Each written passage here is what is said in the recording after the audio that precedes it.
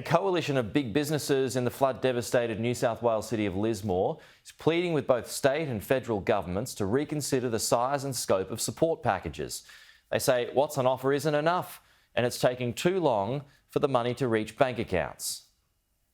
The big bosses of Lismore's big businesses, united as they plead with state and federal governments for more support. We do call on the government, state or federal, we don't care.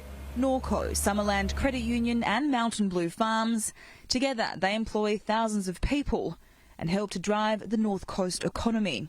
Mayor Steve Krieg, who's backing their calls, is unusually critical.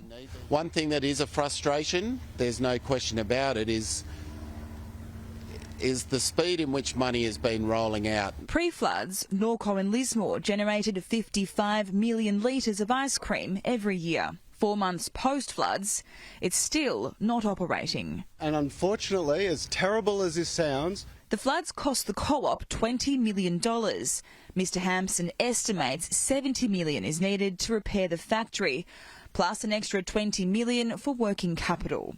The Anchor Business Support Program is worth $65 million, $50 million from the federal government and a recent addition of $15 million from the New South Wales government. The business leaders are calling for that to increase to $100 million. But that package was put together before anyone knew what the real costs were of the damage that had been done. Although the floods happened 4 months ago, the guidelines to apply for the grants only opened yesterday. These packages need to become larger and they need to start getting to people's bank accounts sooner rather than later. Norco received $6 million initially. All of that has gone on wages and it will run out on July 15. We will need to stand down 240 people, of which 44 of those people lost their homes, their cars, their every single possession. Not only will those people be out of work, Norco and Lismore won't be able to rebuild or reopen.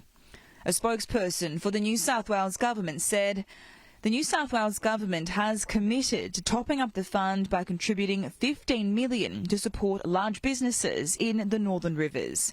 Emergency Management Minister Murray Watt has blamed the Morrison government for the delays in getting the Anchor Business Program grants online. That's why I have fast-tracked the grants processes since becoming minister less than 1 month ago and asked my department to work closely with Norco and other local firms. The Albanese government will stand with the Northern Rivers region on the long road to recovery. So far, more than $3.5 billion has been committed by both the New South Wales and federal governments for flood cleanup and recovery.